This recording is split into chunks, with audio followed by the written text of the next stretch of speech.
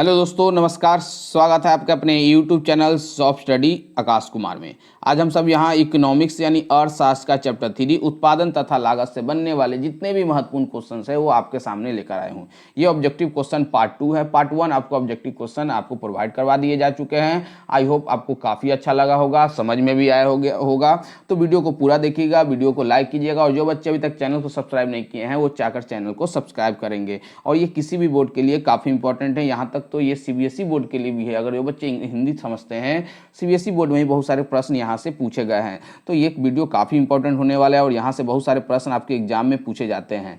तो आते हैं सबसे पहले प्रश्न पे, और बच्चे कमेंट करना ना भूलेंगे। तो सबसे पहला प्रश्न क्या है? औसत स्थिर लागत वक्र अक्षों को क्या करता है? छूता नहीं है, छूता है, या दोनों काम करेगा, या इनमें से कोई नहीं? क्या सही जवाब होगा? तो आप भी कमेंट बॉक्स में, जब ये चैप्टर आपको पढ़ाया गया है तो वहाँ पे बताया गया होगा, तो आप भी हमारे साथ सही जवाब लगा सकते हैं। तो यहाँ पे सही जवाब हो जाएगा ऑप्शन नंबर ए, छूता नहीं है। ऑप्शन नंबर ए यहाँ पे हो जाएगा, छूता नहीं है। नेक्स्ट क्वेश्चन है, क्वेश्चन नंबर 2 पे आते हैं। सीमांत लागत वक्र औसत परिवर्तन लागत को काटता है। किस बिंदु पे काटता है? तो न्यूनतम बिंदु पे काटेगा, या अधिकतम बिंदु पे काटेगा, या इनमें से दोनों पे काटता है, या इनमें से कोई नहीं? क्या सही जवाब होगा? जल्द से जल्द आप भी जवाब दे सकते हैं। तो यहाँ पे जो सही जवाब हो जाएगा ऑप्शन नंबर ए, न्यूनतम बिंदु पर काटता है। कहाँ काटता है बच्चों? न्यूनतम बिंदु पर काटता है। नेक्स्ट है, फर्म को लाभ मिलता है। फर्म को लाभ मिलता है। कब फर्म को लाभ मिलता है? तो कहा गया है कि एआर जब कम होगा एसी से। एआर यानी एवरेज रेवेन्यू। एआर मतलब एवरेज रेवेन्यू और एसी का मतलब होता है एवरेज कॉस्ट। आपको बताया गया है एवरेज रेवेन्यू का हिंदी क्या होता है। एवरेज का मतलब क्या हो गया? औसत, और रेवेन्यू का मतलब हो गया आगम बोलिए या संप्राप्ति बोलिए, उसी को रेवेन्यू कहा जाता है। और एवरेज कॉस्ट यानी कॉस्ट का नहीं लागत हो जाएगा। एवरेज का मतलब औसत, औसत लागत, औसत आगम बोल सकते हैं। यानी यहाँ पे बताया गया है कि औसत लागत जो होगा वो औसत आगम से ज़्यादा होगा। दूसरा ऑप्शन बताया गया है कि औसत आगम जो होगा वो औसत लागत से बड़ा होगा। और तीसरा बताया गया कि औसत आगम और औसत लागत दोनों आपस में बराबर होगा। और चौथा ऑप्शन है इनमें से कोई नहीं। तो क्या सही जवाब होगा? कमेंट बॉक्स में भी आप जवाब दे सकते हैं। तो इसका जो सही जवाब हो जाएगा ऑप्शन नंबर बी, जब औसत आगम जो है वो औसत लागत से क्या होगा? बड़ा होगा, तब जाकर के जो फर्म है, जो उत्पादक है, उसे क्या मिलेगा? लाभ मिलेगा। तो काफ़ी इंपॉर्टेंट प्रश्न है ये बच्चों एग्जाम के लिए। इस तरह के प्रश्न आपके एग्जाम में पूछे जाएंगे।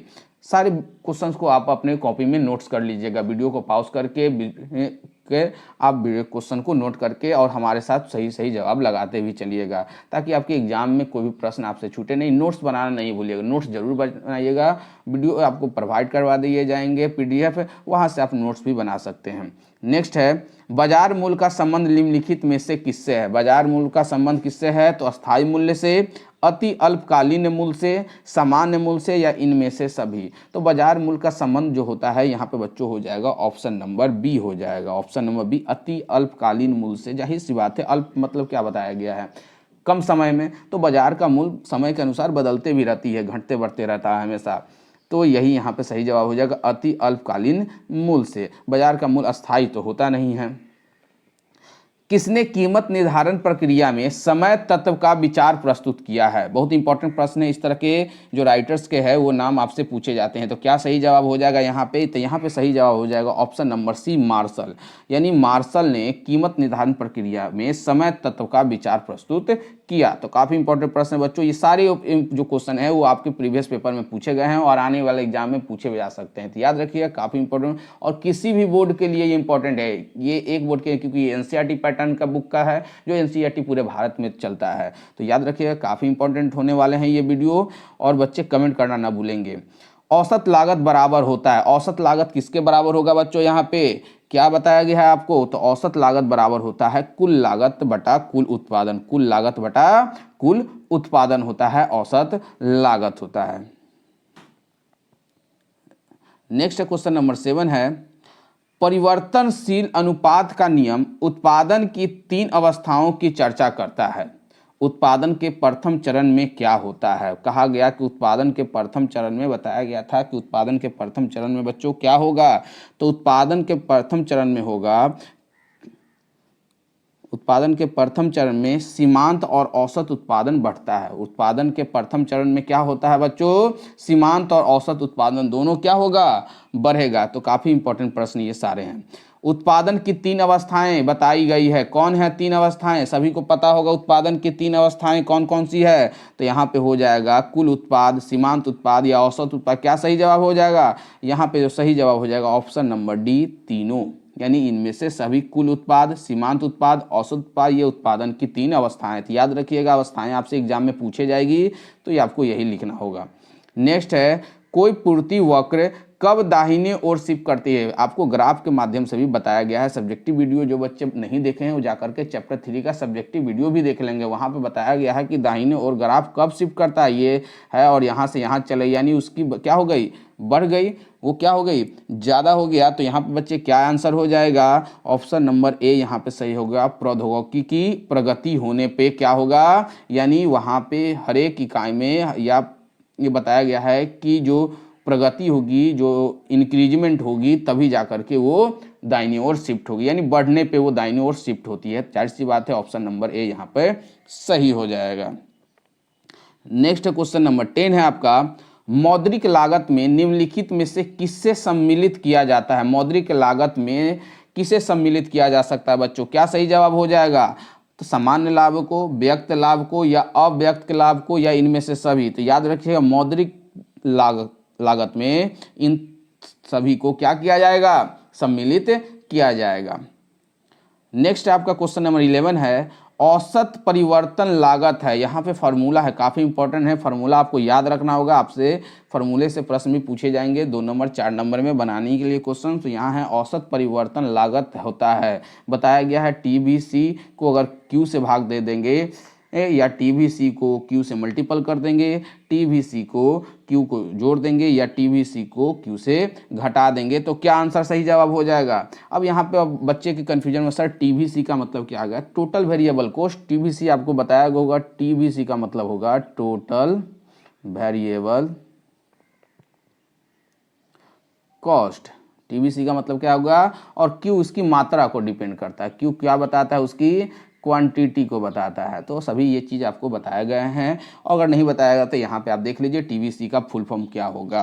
तो यहाँ पे क्या सही जवाब हो जाएगा बच्चे, तो यहाँ पे सही जवाब हो जाएगा ऑप्शन नंबर ए, TVC, यानी टोटल वेरिएबल कॉस्ट को अगर उसकी मात्रा से डिवाइड कर दिया जाएगा तो औसत परिवर्तन लागत हम लोग निकाल सकते हैं। वेरिएबल का मतलब होता है परिवर्तन, याद रखिएगा, वेरिएबल का मतलब होता है परिवर्तनशील।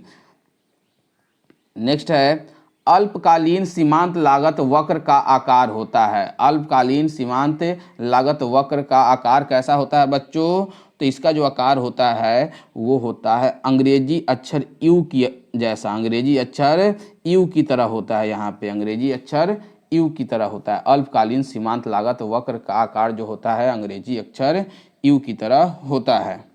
नेक्स्ट है, उत्पादन के सभी साधनों में एक ही अनुपात में वृद्धि के परिणाम स्वरूप, बताया गया है कि उत्पादन के सभी साधनों में एक ही अनुपात में वृद्धि के परिणाम स्वरूप उत्पादन में अधिक अनुपात में वृद्धि हो सकते तो इसे कहते हैं। यानी कहा गया कि सभी साधनों में एक अनुपात में क्या होगा, वृद्धि होगा। तो इस जो बढ़े हुए अनुपात में जो वृद्धि हुई है उस वृद्धि अनुपात को क्या कहा जाता है, उस वृद्धि अनुपात को क्या कहा जाएगा बच्चे, तो उस वृद्धि अनुपात को कहा जाएगा, यहाँ पे जो सही जवाब हो जाएगा ऑप्शन नंबर सी, वर्धमान। वर्धमान का मतलब बढ़ता पैमाना प्रतिफल कहलाएगा, उसे हम लोग बोलते हैं बढ़ते पैमाने का प्रतिफल बोलेंगे, यानी वर्धमान पैमाने का प्रतिफल होगा यहाँ पे।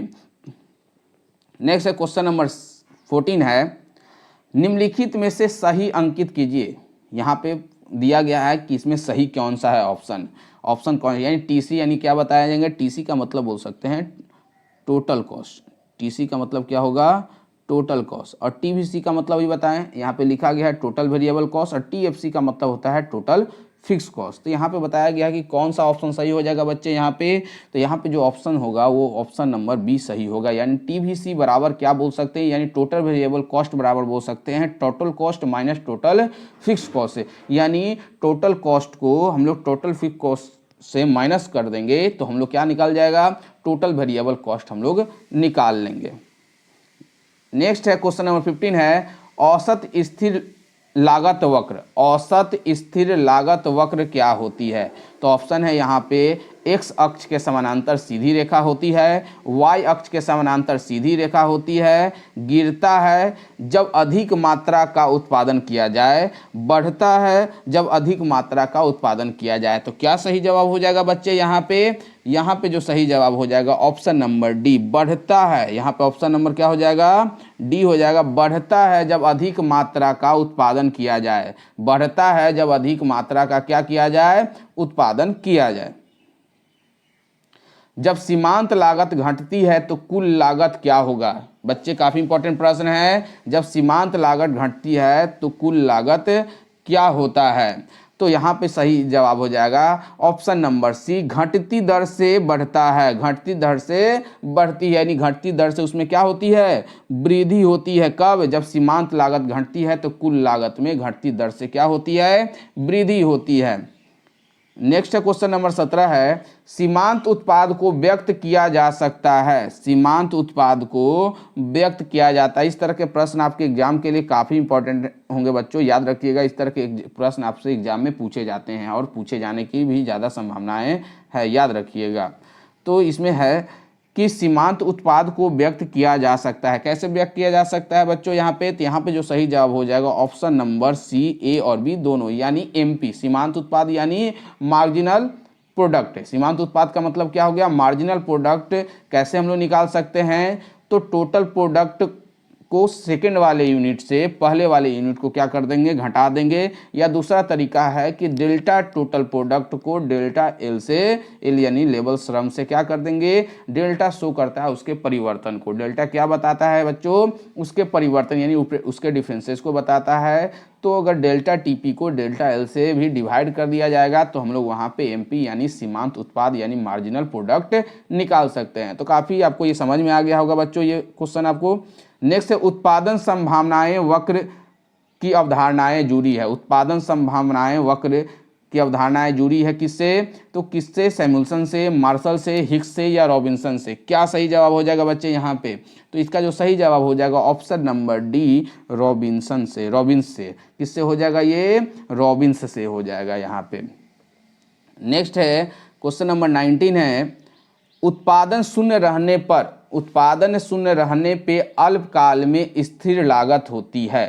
क्या होती है? शून्य हो जाती है, धनात्मक रहती है, ऋणात्मक हो जाती है या इनमें से कोई नहीं? क्या सही जवाब हो जाएगा बच्चों यहाँ पे? तो यहाँ पे जो सही जवाब हो जाएगा ऑप्शन नंबर बी, धनात्मक हो जाए। तो उत्पादन शून्य रहने पे अल्पकाल में जो स्थिर लागत है वो धनात्मक यानी पॉजिटिव हो जाती है। नेक्स्ट है क्वेश्चन नंबर 20 है, अस्पष्ट लागतों में शामिल है। अस्पष्ट लागतों में कौन शामिल है? कच्चे माल की कीमत, श्रमिकों की मजदूरी, उधार पूंजी पर ब्याज या उपयुक्त में से सभी? क्या सही जवाब हो जाएगा? तो अस्पष्ट लागतों में ये तीनों शामिल होगा। अस्पष्ट लागतों में यानी ऑप्शन नंबर डी यहाँ पे सही हो जाएगा। इनमें से सभी, कच्चे माल की कीमत भी शामिल है, श्रमिकों की मजदूरी भी शामिल है और उधार पूंजी पर ब्याज भी शामिल है। किसमें? अस्पष्ट लागतों में। याद रखिएगा, काफी इंपॉर्टेंट प्रश्न है। और जो बच्चे अभी तक चैनल को सब्सक्राइब नहीं किए हैं वो बच्चे चैनल को जल्द से जल्द सब्सक्राइब कर लेंगे और कमेंट करना ना भूलेंगे। कमेंट जरूर करेंगे वीडियो कैसा लग रहा है आप लोगों को। निम्नलिखित में कौन सा कथन सत्य है? फिर यहाँ पे आपको फॉर्मूला आ गया। याद रखिएगा बच्चे, इस तरह के प्रश्न आपके एग्जाम में पूछे जाएंगे और काफ़ी इंपॉर्टेंट प्रश्न, जितने भी क्वेश्चन हैं यहाँ पे सब इंपॉर्टेंट प्रश्न हैं। तो यहाँ पे सही जवाब हो जाएगा ऑप्शन नंबर ए, AC बराबर TFC बराबर ABC। अब यहाँ पे AC क्या? तो एवरेज कॉस्ट हो गया, TFC क्या हो गया? टोटल फिक्स कॉस्ट हो गया और ABC हो गया एवरेज वेरिएबल कॉस्ट। तो याद रखिएगा, आपसे हो सकता है फुल फॉर्म भी वगैरह भी पूछा जा सकता है 1 नंबर में ऑब्जेक्टिव में, तो आपको सभी के लिए तैयार रहना होगा। नेक्स्ट है, उत्पादन फलन में उत्पादन किसका फलन होता है? काफी इंपॉर्टेंट प्रश्न है ये। क्वेश्चन आंसर में भी ये भी पूछा गया कि उत्पादन फलन किसे कहा जाता है और यहाँ पे बताया जा रहा है उत्पादन फलन में उत्पादन जो होता है वो किसका फलन होता है। तो काफी इंपॉर्टेंट प्रश्न बच्चों। यहाँ पे क्या सही जवाब हो जाएगा? यहाँ पे सही जवाब हो जाएगा ऑप्शन नंबर बी, उत्पत्ति के साधनों का फलन होता है। उत्पत्ति के साधनों का फलन होता है। नेक्स्ट क्वेश्चन नंबर 23 है, निम्नलिखित में से कौन सा कथन सत्य है? कौन सा कथन बच्चे यहाँ पे सत्य है? ये भी इंपॉर्टेंट है। यानी यहाँ पे आपको फार्मूला दिया गया है किसका, एसी का। एसी का मतलब क्या, एवरेज कॉस्ट का। तो यहाँ पे एवरेज कॉस्ट का, यानी एवरेज कॉस्ट का मतलब क्या होगा, औसत लागत। एवरेज कॉस्ट का मतलब क्या होगा, औसत लागत का फार्मूला आपसे पूछा जा रहा है। क्या सही जवाब हो जाएगा, जल्द से जल्द आप कमेंट बॉक्स में जवाब दे सकते हैं, क्या सही जवाब हो जाएगा। तो यहाँ पे जो सही जवाब हो जाएगा ऑप्शन नंबर डी हो जाएगा। औसत लागत बराबर क्या होता है, औसत स्थित लागत प्लस औसत वेरिएबल लागत, यानी एएफसी प्लस एवीसी। एवीसी का फुल फॉर्म बताया गया है एवरेज वेरिएबल कॉस्ट, और एएफसी का भी फुल फॉर्म आपको बताया गया है एवरेज फिक्स्ड कॉस्ट। फिक्स्ड का मतलब हो गया स्थिर, और वेरिएबल का मतलब हो गया परिवर्तनशील। तो काफ़ी इंपॉर्टेंट है। और आज का लास्ट प्रश्न है बच्चों, बच्चे अपना कमेंट करना ना भूलेंगे, और साथ ही साथ चैनल को सब्सक्राइब करेंगे, और वीडियो को बच्चों ज़्यादा से ज़्यादा शेयर करेंगे। आज का लास्ट प्रश्न है, अल्पकाल में उत्पादन प्रक्रिया में निम्नलिखित में कौन से साधन होते हैं। ऑप्शन है स्थिर साधन, परिवर्तनशील साधन, या दोनों, या इनमें से कोई नहीं। क्या सही जवाब हो जाएगा यहाँ पे, तो यहाँ पे जो सही जवाब हो जाएगा ऑप्शन नंबर सी हो जाएगा, दोनों। ऑप्शन नंबर सी हो जाएगा यहाँ पे दोनों। स्थिर साधन भी होती हैं और परिवर्तनशील भी साधन। किसमें, तो अल्पकाल में उत्पादन प्रक्रिया में निम्नलिखित में कौन से साधन होते हैं। कुछ स्थिर साधन भी होते हैं, कुछ परिवर्तनशील भी साधन होते हैं। तो ये आपके 24 मोस्ट इंपॉर्टेंट क्वेश्चन थे। पार्ट 1 में आपको 25 मोस्ट इंपॉर्टेंट क्वेश्चन आपको कराया, यानी टोटल आपको 49 इंपॉर्टेंट क्वेश्चन करवाया जा चुका है बच्चों चैप्टर 3 से। तो वीडियो को पूरा देखिएगा, और वीडियो को बच्चों ज़्यादा से ज़्यादा क्या कीजिएगा, अपने दोस्तों में, अपने ग्रुप्स में शेयर कीजिएगा। तो इसी के साथ मैं आज का अपना वीडियो समाप्त करता हूँ। धन्यवाद।